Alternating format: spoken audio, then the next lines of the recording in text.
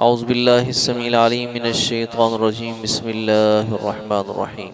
والذين اتخذوا مسجدا ضرارا وكفرا وتفريقا بين المؤمنين وإرصادا لمن حارب الله ورسوله من قبل وليحلفن إن أردنا إلا الحسنى والله يشهد إنهم لكاذبون.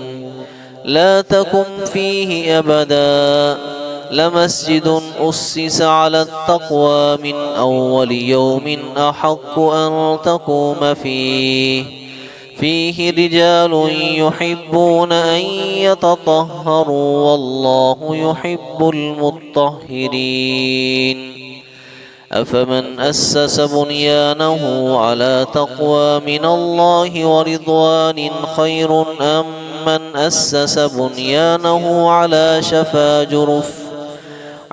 شفا جرف هار فانهار به في نار جهنم والله لا يهدي القوم الظالمين.